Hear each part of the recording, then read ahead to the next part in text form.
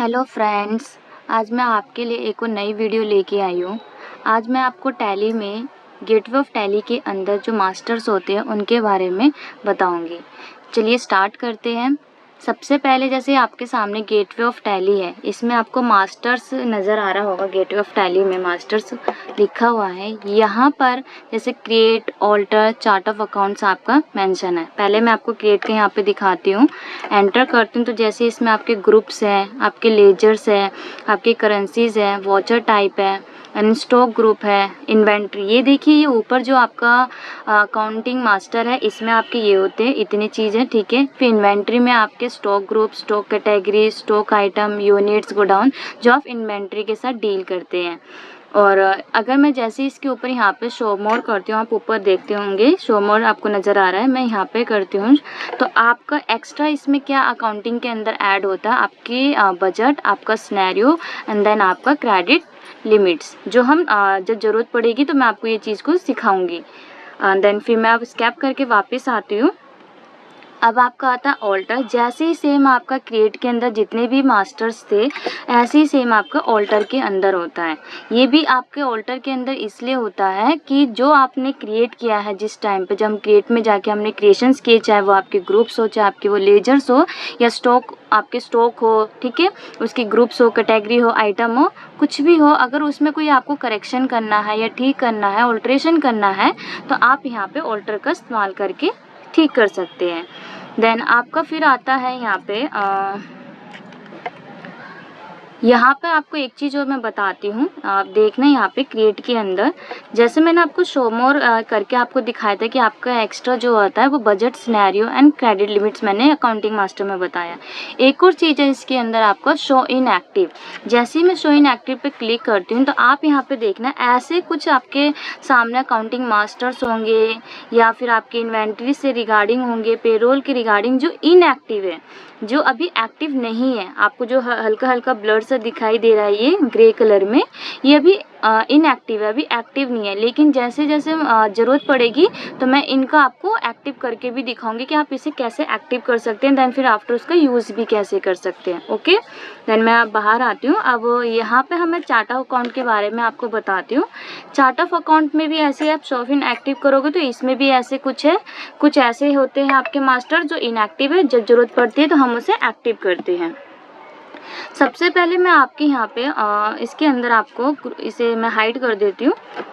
अब मैं आपको ग्रुप को बता देती हूँ। इसके अंदर देखिए, ये ग्रुप है चार्ट ऑफ अकाउंट में, ये प्री डिफाइंड ग्रुप होते हैं, या मैं कहूँ बाय डिफ़ॉल्टेड जो ग्रुप होते हैं जो टैली आपको बना के देता है। ये 28 ग्रुप्स, अगर आप नीचे मेरा कर्सर देखेंगे, यहाँ आपको मेंशन है 28 ग्रुप्स, ये लिखा हुआ है यहाँ पे। 28 ग्रुप जो होता है ये आपके प्री डिफाइंड ग्रुप्स होते हैं। इसमें भी क्या होता है कि इन्होंने 28 ग्रुप्स को भी ना बांट रखे हैं। जैसे कि 15 जो आपके है वो प्राइमरी ग्रुप होंगे और 13 आपके सब ग्रुप होंगे। 28 को डिवाइड किया है 15 एंड 13 में। ओके, एंड देन 15 को भी इन्होंने यहाँ पे डिफाइन किया है। जैसे कि 15 में इन्होंने कहा है कि 9 ग्रुप जो आपके वो बैलेंस शीट से रिगार्डिंग है, एंड देन 6 ग्रुप जो आपके हैं वो प्रॉफिट एंड लॉस की रिगार्डिंग है। अब जैसे कि अगर मैं आपको एग्जांपल के तौर पे बताऊँ, यहाँ पे जो मैंने कहा है कि 15 जो आपके प्राइमरी ग्रुप है उनको दो भाग में डिवाइड किया, 9 और 6 में। 9 वाली जो आपकी बैलेंस शीट है, रिमेनिंग 6 जो आपके वो प्रॉफिट एंड लॉस से रिगार्डिंग है। तो बैलेंस शीट में जैसे कि आपका कैपिटल अकाउंट आपका आ जाता है, कैपिटल अकाउंट हो गया, आपके लोन्स हो गए, जो लायबिलिटी आपकी होती है, करंट लायबिलिटी आपकी होती है, फिक्स्ड एसेट्स होते हैं, इन्वेस्टमेंट होते हैं आपके, करंट एसेट्स होते हैं आपके, डिविजन्स होते हैं आपके, एक्सपेंसेस होते हैं, मिसलेनियस एक्सपेंसेस जो आपके होते हैं, सस्पेंस अकाउंट आपके होते हैं। ये आपके 9 ग्रुप बैलेंस शीट के अंदर आ जाएगा प्राइमरी की, ठीक है।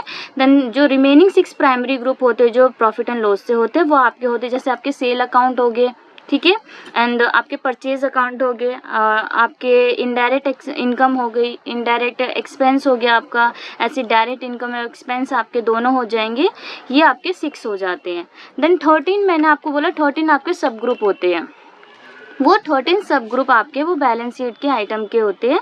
जैसे कि आपने रिजर्व एंड सरप्लस आपका होता है, ओके, और आपके सिक्योर्ड लोन्स आपके होते हैं, सन्ड्री क्रेडिटर आपके होते हैं, अनसिक्योर्ड लोन्स होते हैं आपके, ड्यूटी एंड टैक्सेस आपके होते हैं, डिपॉजिट्स होती हैं आपकी, और आपके प्रोविजंस होते हैं, ड्यूटी एंड टैक्सेस आपके होते हैं, कैश इन हैंड होता है आपका, बैंक अकाउंट होता है आपका। ये सारे ऐसे कई सारे होते हैं जो आपके 13 सब ग्रुप के अंदर काउंट किए जाते हैं।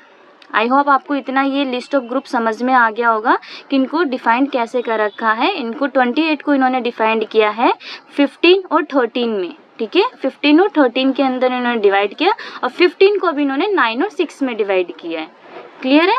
अब मैं यहाँ पे बाहर आती हूँ। अब आपके आते हैं यहाँ पे लेजर्स। नेक्स्ट है आपका चार्ट ऑफ अकाउंट के अंदर आपके लेजर्स। अब यहाँ पे लेजर्स में आपके सामने भी देखना, यहाँ पे नोटिस करना, ये आपको cash and profit and loss आपको नज़र आ रहा होगा, बट राइट साइड में आप यहाँ पे आपको ढूंढना पड़ रहा है कि कहाँ पे आपके लेजर्स है। लिस्ट ऑफ लेजर्स लिखा हुआ है, बट मैं यहाँ पे F5, आप राइट साइड बटन की तरफ देखना, F5 लिखा हुआ है लेजर व्यू। जैसे मैं F5 प्रेस करती हूँ तो आपके सामने cash and profit and loss जो होता है वो ऑलरेडी बने हुए होते हैं, प्री डिफाइंड होते हैं टैली के अंदर चार्ट ऑफ अकाउंट में, जिन्हें आपको बनाने की जरूरत नहीं होती है। इन लेजर्स को टैली ऑलरेडी आपको बना के देता है, ठीक है।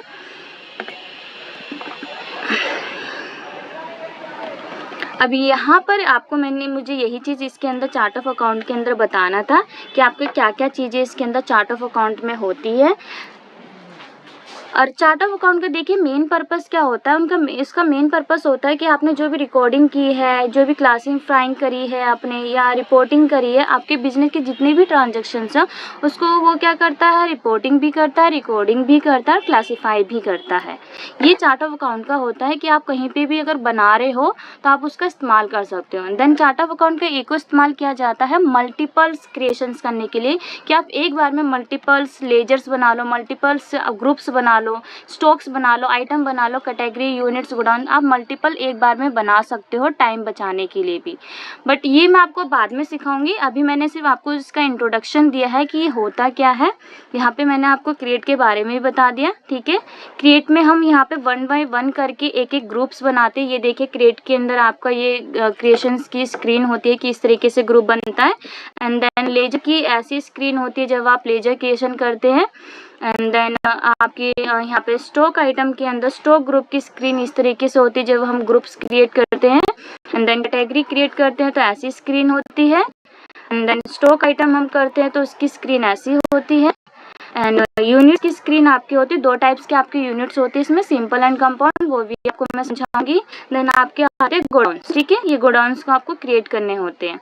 ये मैंने आपको एक छोटा सा इंट्रोडक्शन दिया है कि गेटवे ऑफ टैली के मास्टर्स के बारे में, कि उनको हम कैसे कैसे इस्तेमाल करते हैं। आई होप आपको समझ में आया होगा जो मैंने आपको एक्सप्लेन किया है। अगर आपको वीडियो अच्छी लगी है तो प्लीज़ लाइक एंड सब्सक्राइब जरूर करें। Thank you.